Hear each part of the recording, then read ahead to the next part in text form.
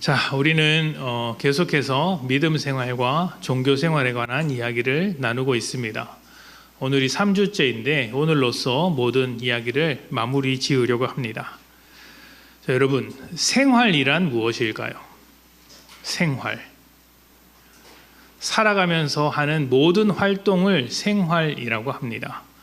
내가 고민하고 선택하는 것, 또 반복하는 습관들, 다양한 인간관계 속에서 벌어지는 그 수많은 일들을 다 생활이라고 말하죠. 그래서 이 생활을 보면 내가 무엇을 소중하게 여기는지 발견할 수 있습니다. 내 목적과 가치가 어디에 있는지 생활을 통해 드러나게 된다는 이야기죠. 그리고 이것을 바꿔서 말하면 나의 진짜 모습이 가장 솔직하게 드러나는 장소 역시 생활이라고 할 수 있습니다. 예를 들면 이런 것이죠. 바쁜 일 때문에 정신없이 살던 사람이 그동안 소홀했던 가정에 조금 더 마음을 쏟기 위해서 날짜를 정하고 장소를 정해서 여행을 떠났습니다. 가족들과 함께 여행을 떠나서 좋은 풍경을 보면서 이제 저녁 식사를 차려놓고 먹으려고 하는 그때 전화벨이 울립니다. 받고 나니 직장에서 온 급한 전화였어요. 1시간 동안 붙들고 통화를 했습니다. 그러면 그 1시간 동안 이 사람은 가정생활을 한 것일까요? 직장생활을 한 것일까요? 사실은 직장생활을 한 것이죠. 가족 여행 중이지만 가족들과 함께 있지만 직장생활을 하고 있었다는 이야기입니다. 이런 일들이 생각보다 자주 있어서 좀 아쉬운 마음도 있고 섭섭한 마음도 있겠지만 서로가 이해해 줘야 되겠죠. 우리가 주목하고 싶은 것은 이런 것입니다. 생활이란 내가 지금 어디에서 무엇을 하고 있느냐보다 어디에 마음을 두고 있느냐에 따라서 결정된다는 것입니다. 직장에 있어도 마음이 가정에만 머물러 있으면 그 사람은 직장 속에 있으면서도 가정 생활을 하는 것이고, 반대로 가족과 함께 있더라도 직장 생각으로 가득 차 있으면 그 사람은 사실은 직장 생활을 하고 있는 것이라는 이야기죠. 믿음 생활도 마찬가지입니다. 종교 생활과 믿음 생활은 비슷해 보이지만 전혀 다른 출발점을 갖고 있었습니다. 종교 생활의 뿌리에는 무엇이 있었습니까? 조건적인 사랑에서 오는 두려움이 있었습니다. 그래서 그 조건을 얼마나 잘 갖추느냐, 그 조건을 어떻게 달성해내느냐가 중요하죠. 그리고 무엇보다 그 조건을 달성해야 할 나에게 초점이 맞춰지게 됩니다. 내 수준이 얼마나 높은가, 내가 얼마나 잘하고 있는가, 열심히 하고 있는가, 이런 것을 따져서 이제 내가 잘했으니 하나님이 보상을 해 주셔야 한다라는 것이죠. 그리고 그 보상을 받지 못하는 두려움에 빠져서 나는 더욱더 스스로를 한계까지 몰아붙입니다. 이것이 종교 생활이죠. 그리고 이것이 나를 넘어서 다른 사람에게까지 번지면 더 심각한 문제를 낳게 됩니다. 나는 열심히 했는데 나보다 열심히 하지 못한 저 사람이 더 많은 복을 받는 것 같으면 억울하죠. 답답하고 화가 나죠. 그리고 상대방을 정죄하면서 하나님까지도 잘못되었다 이야기하는 경우가 많습니다. 왜냐하면 조건과 결과로서 이 관계를 이해하고 있기 때문입니다. 내가 이렇게까지 기도를 많이 했는데, 예배를 잘 드렸는데, 하나님 앞에 빠지지 않고 다 드렸는데 왜 저 사람의 인생은 잘 되고 나의 인생은 이렇게 어려움이 많은가라는 생각에 빠지면 하나님을 원망하는 데 익숙해지죠. 그런데 믿음 생활의 뿌리는 그렇지 않습니다. 조건으로 맺어진 사랑, 조건적인 사랑에서 오는 것이 아니라 자격 없는 우리에게 먼저 찾아오신 사랑의 뿌리를 두고 있습니다.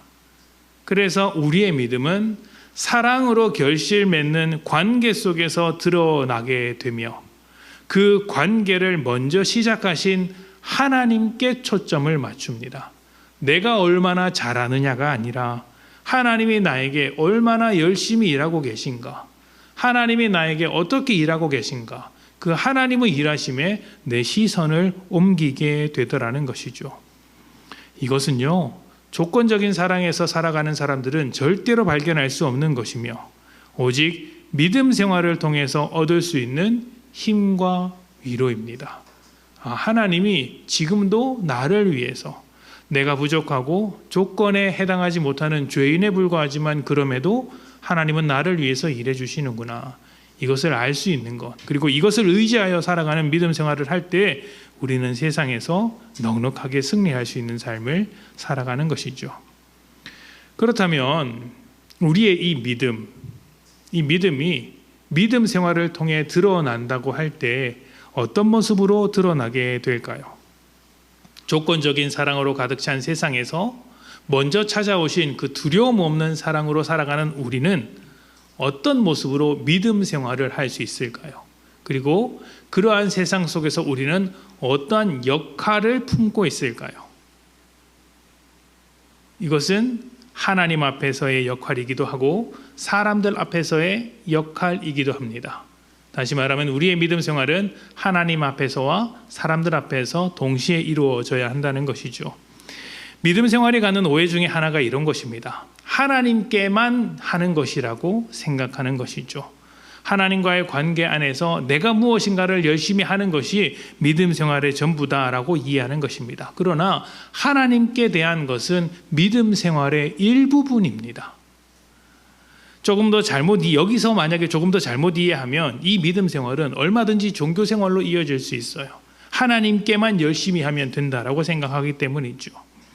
그러나 그렇지 않습니다. 우리가 읽은 마태복음 22장에서는 율법의 핵심에 관한 이야기가 나옵니다. 예수님께서 어떤 율법이 가장 중요한 것이냐라는 질문을 받았을 때 대답하신 것이죠. 그때 예수님은 첫째는 하나님을 사랑하는 것이고 둘째는 이웃을 네 몸과 같이 사랑하는 것이라고 말씀하셨습니다. 그리고 이 두 말씀 사이에 한 단어를 덧붙이셨는데 그것이 그와 같으니였어요. 하나님을 사랑하는 것이 첫 번째 계명이다. 그리고 둘째도 그것과 같으니, 첫 번째 것과 같으니 사람을 사랑하는 것이다 라고 이야기를 했죠. 다시 말하면 사람을 사랑하는 것과 하나님을 사랑하는 것, 하나님을 사랑하는 것과 사람을 사랑하는 것은 분리될 수 없는 하나의 명령이다라는 이야기죠. 하나님께만 잘하는 것은 종교 생활이 될 수 있어요. 하나님과 사람에게 모두 열심으로 믿음 생활을 하는 모습이 필요하다는 것이죠. 그래서 이런 부분을 요한일서 4장 18절은 이렇게 설명합니다. 요한일서 4장 18절부터 21절. 세상과 다른 우리의 사랑, 두려움 없이 먼저 찾아오신 그 사랑을 소개하면서 그것이 예수님의 말씀과 어떻게 연결되는지를 한번 읽어보십시오. 제가 봉독하겠습니다. 18절부터 21절. 사랑 안에 두려움이 없고 온전한 사랑이 두려움을 내쫓나니 두려움에는 형벌이 있음이라. 두려워하는 자는 사랑 안에서 온전히 이루지 못하였느니라. 우리가 사랑함은 그가 먼저 우리를 사랑하셨음이라. 누구든지 하나님을 사랑하노라 하고 그 형제를 미워하면 이는 거짓말하는 자니 보는 바 그 형제를 사랑하지 아니하는 자는 보지 못하는 바 하나님을 사랑할 수 없느니라. 우리가 이 계명을 주께 받았나니 하나님을 사랑하는 자는 또한 그 형제를 사랑할지니라. 아멘. 하나님을 사랑하는 자는 조건으로부터 오는 두려움에서 자유롭게 된 사람들입니다. 우리는 조건을 갖추지 못해도 사랑을 나눌 수 있기 때문이죠. 그래서 조건을 갖추지 못하는 것에서 오는 두려움에서부터 자유되었습니다. 먼저 사랑하신 십자가의 은혜를 알기 때문이죠. 그리고 동시에 우리가 그 십자가의 은혜를 받았다면 다른 사람들도 십자가 사랑의 대상이라는 것을 알게 됩니다. 그렇다면 나는 어떻게 살아야 합니까? 하나님 앞에서 변화된 내가, 먼저 사랑을 받은 내가, 하나님 편에서 살아가는 내가 하나님과 같은 마음으로 사람을 사랑하는 자리까지 나아가게 되는 것이죠. 그래서 하나님을 사랑하는 것과 사람을 사랑하는 것은 분리될 수 없습니다. 하나님을 사랑한다고 하면서 형제를 미워한다면 하나님을 사랑한다는 그 말은 거짓말이라고까지 이야기하고 있는 이유죠. 우리는 모두 예수님을 주님으로 믿고 고백하였습니다. 우리는 하나님을 사랑하는 사람들입니다. 맞습니까? 그렇다면 여러분은 지금 종교 생활을 하고 있습니까? 믿음 생활을 하고 있습니까? 하나님을 사랑하는 여러분은 사람들 앞에서도 믿음 생활을 하고 있습니까? 우리의 믿음이 거짓되지 않도록 하나님 앞에서나 사람들 앞에서나 똑같이 믿음 생활하시기를 축복합니다. 자, 그렇다면 사람들 앞에서 어떻게 믿음 생활을 할 수 있을까요? 지난주에 우리는 하나님 앞에서 믿음 생활하는 것에 대한 이야기를 나누었습니다. 세 가지 모습이 있었죠. 무엇일까요? 첫 번째가 예배자, 두 번째는 청지기, 세 번째는 사명자였습니다. 네, 알고 계시리라고 믿습니다. 아닙니까? 대답 좀 해주세요. 긴장이 돼가지고. 자, 우리는 하나님 앞에서 예배자, 청지기, 사명자 이렇게 세 가지의 모습으로 믿음 생활을 한다 이야기했습니다. 이런 모습은 하나님 앞에서만 드러나야 하는 모습이 아니에요. 사실은 사람들 앞에서도 똑같이 드러나야 합니다. 하나님 앞에서 예배자라면 사람들 앞에서도 예배자라는 것이죠. 그 예배자라는 것이 사람들 앞에서 어떻게 드러나는지 말씀을 통해서 살펴봅시다. 로마서 12장 1절부터 2절입니다. 하나님 앞에서 예배자로 살아야 한다는 아주 유명한 말씀이죠. 우리 제가 봉독하겠습니다. 그러므로 형제들아, 내가 하나님의 모든 자비하심으로 너희를 권하노니 너희 몸을 하나님이 기뻐하시는 거룩한 산 제물로 드리라. 이는 너희가 드릴 영적 예배니라. 너희는 이 세대를 본받지 말고 오직 마음을 새롭게 함으로 변화를 받아 하나님의 선하시고 기뻐하시고 온전하신 뜻이 무엇인지 분별하도록 하라. 아멘. 하나님 앞에서 예배자가 된 우리는 사람들 앞에서도 예배자가 되어야 한다고 했죠. 예배자란 무엇입니까? 우리가 본 1절과 2절에 따르면 자신을 제물로 드리는 사람입니다. 조금 더 구체적으로 말하면 세상을 본받으려고 하는 나를 죽이고 나를 제물로 드려서 이제 하나님의 뜻대로 살아가는 사람, 세상을 향해 가는 나를 부인하고 하나님의 뜻대로 살기 위해 날마다 분별하는 사람이 삶을 예배로 드린 예배자라고 이야기합니다. 이것이 하나님 앞에서 우리의 예배의 모습이죠. 그렇다면 그렇게 삶을 분별하여 살아가는 모습, 삶을 구별하여 하나님의 뜻대로 살아가는 모습은 어떤 모습일까요? 그 뒤에 나옵니다. 우리 함께 읽어볼까요? 로마서 12장 긴 말씀인데 그 중에서 일부분 14절부터 18절까지만 읽어보도록 하겠습니다. 우리 함께 봉독합니다. 자, 시작. 너희를 박해하는 자를 축복하라. 축복하고 저주하지 말라. 즐거워하는 자들과 함께 즐거워하고 우는 자들과 함께 울라. 서로 마음을 같이하며 높은 데 마음을 두지 말고 도리어 낮은 데 처하며 스스로 지혜 있는 채 하지 말라. 갚지 말고 모든 사람 앞에서 선한 일을 도모하라.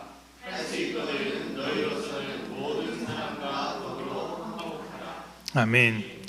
자, 로마서 12장 1절부터 2절이 하나님께 예배자로 살아가야 할 우리의 삶에 대한 이야기를 했다면 그 삶이 사랑으로 이어진다라는 것은 깊이 생각해 볼 만한 대목입니다.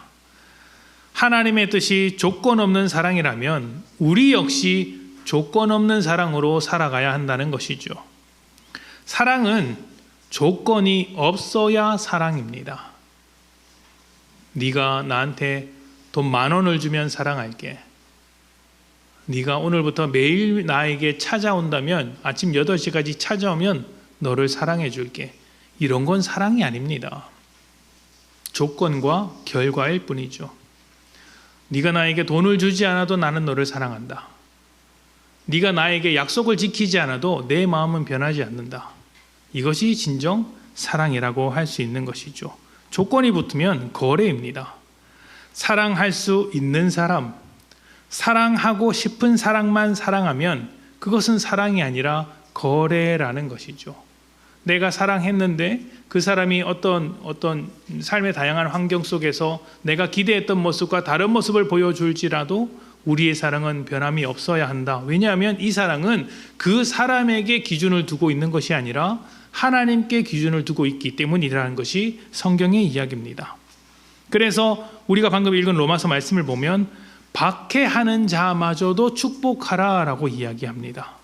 그리고 악한 것을 악으로 갚지 말고 모든 사람 앞에서 선한 일을 도모하라라고 이야기를 합니다. 여기서 악함이라는 것은 단순히 나쁜 짓을 말하는 것이 아니라 그것을 뛰어넘어 하나님의 뜻대로 살지 않는 모습, 하나님의 기준에서 떠나간 모습을 말하고 있는 거예요. 그러니까 하나님의 뜻과 사랑을 모르는 사람들이 그들의 방식으로 우리에게 도전하더라도, 우리를 박해하더라도, 우리를 공격하더라도, 우리를 사랑해주지 않을지라도 우리는 사랑받은 자로서 그들과 다르게 살아야 한다라는 말이 악을 악으로 갚지 말고 선을 도모하라는 이야기죠. 예배자답게 하나님의 뜻대로 하나님의 뜻이 어디에 있는지 날마다 분별하며 그 사람의 어떠함과 상관없이 우리가 예배자로 부름받은 것을 기억하며 살아야 한다. 그것이 하나님의 사랑의 메인 삶을 살아가는 것이다 라고 하는 것입니다. 그래서 우리가 읽지 않았지만 이 긴 이야기 마지막 21절에 보면 이렇게 이야기를 하죠. 악에게 지지 말고 선으로 악을 이기라. 악에게 지지 말고 세상이 그렇게 도전한다고 해서 너희도 세상처럼 살지 말고 하나님의 뜻대로 살아가라 하는 것입니다. 하나님의 사랑을 거절하는 세상 속에서 하나님의 사랑으로 승리하는 것이 예배자 된 것이죠. 자, 그런데 여기에 주목할 만한 내용이 하나 더 있습니다. 18절에 보면 뭐라고 이야기합니까? 할 수 있거든 모든 사람과 화목하라 라고 합니다. 여러분, 모든 사람과 화목한 게 쉽습니까? 어렵죠. 모든 사람과 화목하기가 진짜 어렵습니다. 여러분, 목사와 화목하고 싶습니까? 갸우뚱합니까? 해주셨으면 좋겠는데, 저도 사역하다 보면 모든 사람과 화목하기가 참 쉽지 않구나라는 생각을 할 때가 있습니다. 르게 성도님들은 아니겠지만 여러 사람들, 목회자들끼리 만나도 성격이 안 맞는 사람, 또 목회 방향이 다른 사람, 또 은근히 자기 자랑을 하는 사람 꼴보기가 싫죠. 그런 사람과는 화목하고 싶지가 않습니다. 그런데 성경은 모든 사람과 화목하라고 합니다. 어려운 것이죠. 그래서 하나님이 성경을 통해 뭐라고 말씀하시냐면 할 수 있거든 이라고 이야기하시는 거예요. 할 수 있거든. 이 말은 해도 되고 안 해도 된다 이런 말은 아닙니다. 너 하고 싶으면 하고 안 하면 그냥 신경 꺼. 그 사람과는 화목하지 않아도 돼. 이게 아닙니다. 기본은 모든 사람과 화목한 게 기본이에요. 그게 맞아요. 그런데 이 말 속에는 이런 의미가 있습니다.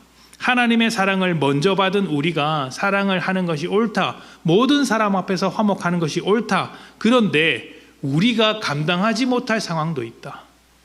우리가 감당하지 못할 상황이라면 그것을 감당할 수 있도록 성장하는 게 먼저다. 하나님과의 관계 안에서 내가 깊어지는 것이 먼저다. 내가 회복되는 것이 먼저다 라고 하는 것입니다. 그래서 할 수 있다면 하고 할 수 없으면 할 수 있을 때까지 자라라는 말인 것이죠. 지금 성경이 사랑하라는 이야기를 하면서 이 사랑하라는 명령을 하면서 어떻게 하고 있는 것입니까? 법과 강제력으로 명령하고 있는 게 아니라 사랑하라는 명령을 사랑으로 하고 있는 거예요. 여러분, 세상이 줄 수 없는 사랑을 우리는 먼저 받았습니다. 그래서 우리가 하나님의 뜻대로 살아가는 예배자가 되었죠. 하나님의 뜻을 이루기 위해 할 수 있다면 모든 사람들과 화목하십시오. 모든 사람을 사랑하십시오. 할 수 없다면 하나님께 도움을 구하십시오. 하나님께서 더 큰 사랑으로 채우실 것입니다. 하나님 앞에서 예배자 되고 사람들 앞에서도 예배자 되시기를 축복합니다. 자, 그 다음 말씀은 베드로전서 4장 10절입니다. 청지기에 관한 이야기인데요. 우리 같이 봉독하겠습니다. 자, 시작. 각각 세상을 가진 대로 하나님의 여러 가지 은혜를 받는 선한 청지기가 각각 은사를 받은 대로 하나님의 여러 가지 은혜를 맡은 선한 청지기 같이 서로 봉사하라. 아멘. 하나님 앞에서 믿음 생활하는 우리는 선한 청지기로 살아가야 할 사람들입니다. 청지기는 주인이 주신 것을 맡아서 관리하는 사람이죠. 여기서 중요한 것은 얼마나 많은 것을 맡고 있는가, 얼마나 다양한 것을 맡고 있는가가 아닙니다. 그것은 세상의 기준이죠. 그런데 우리는 세상에서 하는 것처럼 하나님께로부터 무엇을 받았는지, 다시 말해서 내가 무엇을 가지고 살고 있는지 비교합니다. 어떤 은사를 받았으며 어떤 재능과 축복을 받았는지 비교합니다. 얼마나 많은 재산을 가지고 있는지, 얼마나 좋은 직장을 가지고 있는지, 내 미래는 어떻게 보장되어 있고 안정적인 삶이 보장되어 있는지 비교합니다. 그리고 내 것이 부족해 보이면 상당히 아쉬워하면서 그것들을 더 보장받기 위해서 매달리죠. 예를 들면 교회 안에서 은사에 관한 이야기를 할 때 이런 사람들이 있습니다. 어떤 사람은 기도만 하면 방언이 나오는 사람들이 있어요. 어떤 사람은 아무리 기도해도 방언이 나오지 않는 사람이 있습니다. 그러면 괜히 부러운 마음이 들어요. 나도 방언 한번 해봤으면 좋겠다라고 하는데 방언이 나오지 않으니 괜히 좀 찝찝합니다. 부럽기도 하죠. 또 방언을 하는 사람 입장에서는 그래도 안 하는 것보다 하니까 내가 조금 더 영적인 사람이 된 것처럼 착각을 하기도 합니다. 근데 그게 아니라는 거예요. 성경은 그렇게 말하고 있지 않아요. 고린도전서 12장 4절부터 11절입니다. 무엇을 강조하고 있는지 한번 들어보십시오. 4절부터 11절.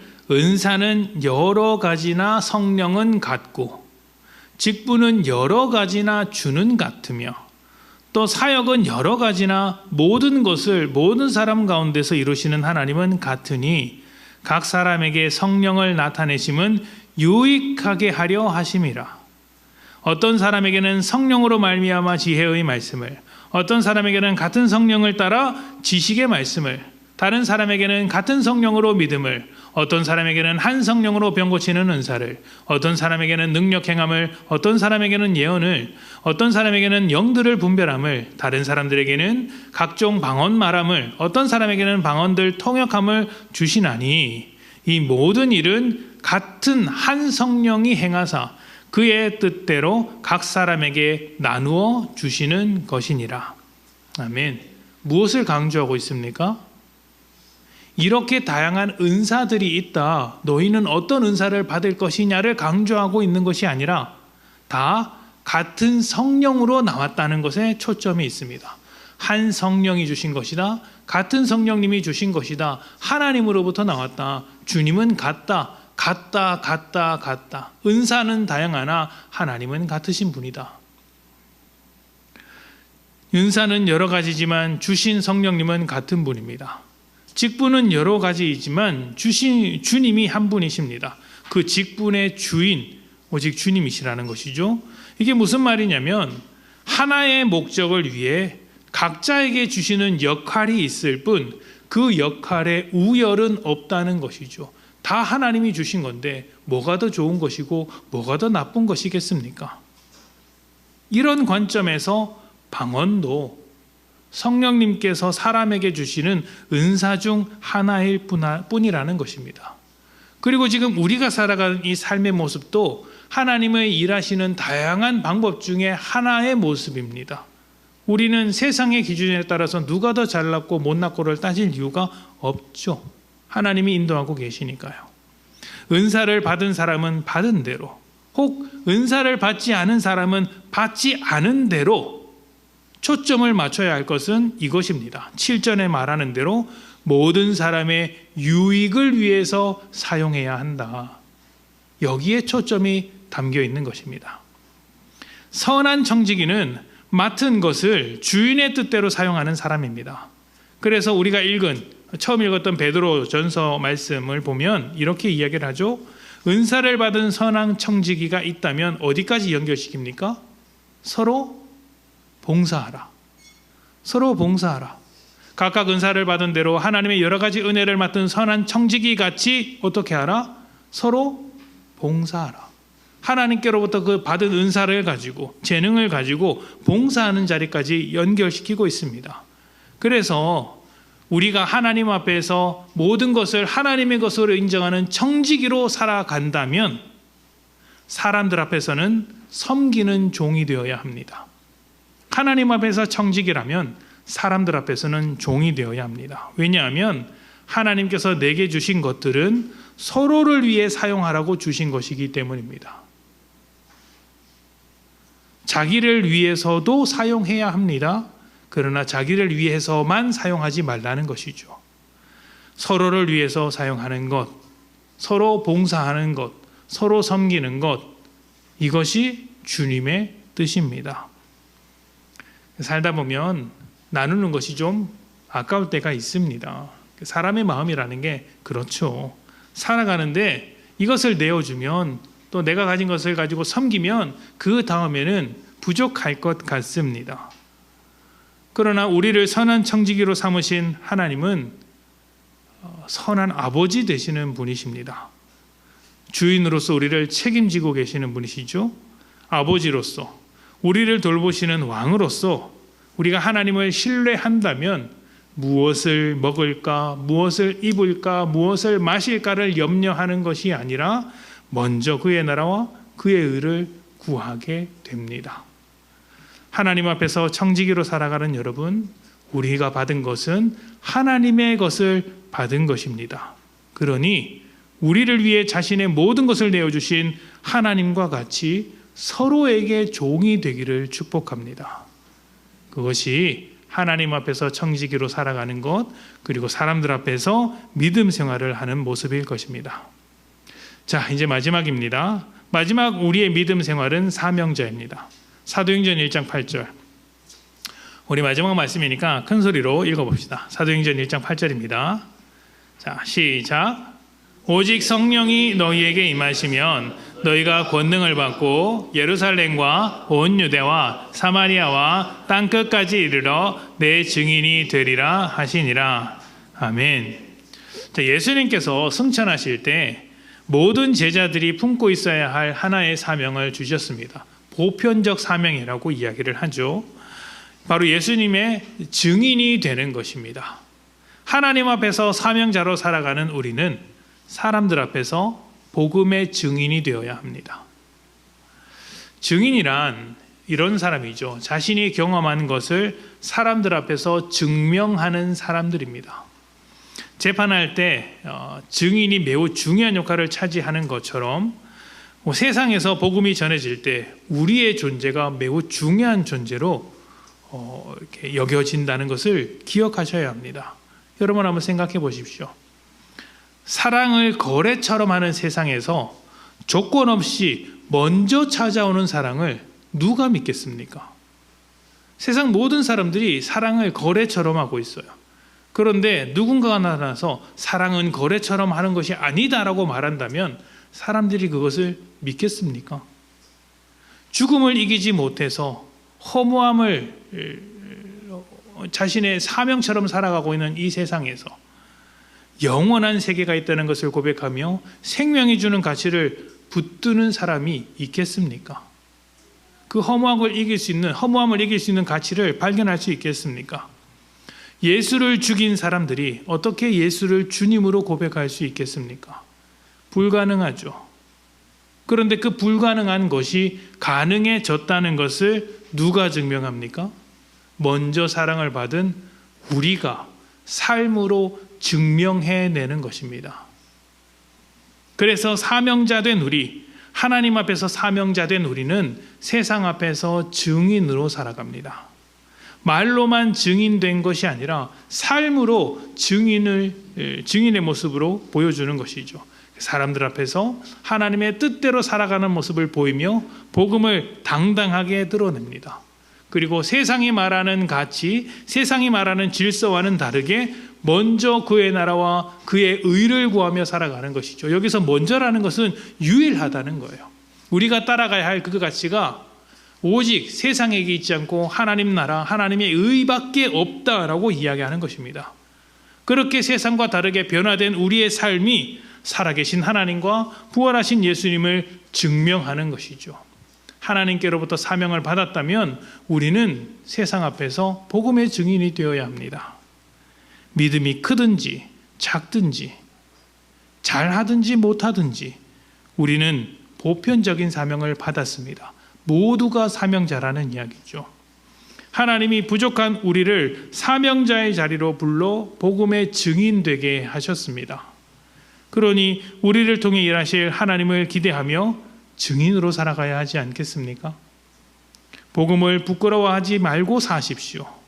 약하지만 하나님 나라를 살아가는 우리를 통해 하나님의 능력이 드러나게 됩니다.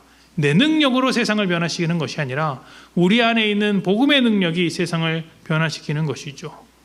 하나님 앞에서 사명자가 되고 사람들 앞에서 증인이 되시기를 다시 한번 축복합니다. 자, 사랑하는 여러분, 오늘까지 우리는 종교 생활과 믿음 생활이 얼마나 다른지 나누었습니다. 우리는 종교 생활을 하는 게 아닙니다. 우리는 믿음 생활을 하는 사람들입니다. 하나님의 끝없는 사랑으로 시작된 믿음 생활, 그 사랑의 관계 안에서 삶을 살아가는 믿음 생활을 하는 사람들이죠. 믿음 생활을 하는 우리는 하나님 앞에서 예배자가 되어야 합니다. 그리고 사람들 앞에서는 먼저 사랑을 받은 자답게 사랑하는 자가 되어야겠죠. 하나님 앞에서 청지기로 살아가야 할 우리는 사람들 앞에서 섬기는 종이 되어야 합니다. 여러분, 섬기는 주인이 되는 게 아닙니다. 섬기는 종이 되는 거예요. 그리고 하나님 앞에서 사명자로 부름받은 우리는 동시에 사람들 앞에서 복음의 증인, 살아있는 하나님의 나라가 존재한다는 복음의 증인으로 살아가야 합니다. 하나님께 영광을 돌리며 사람들에게 축복을 나누기 위해 믿음 생활을 잘 하시는 복된 여러분 되시기를 축복합니다. 우리 함께 기도하겠습니다.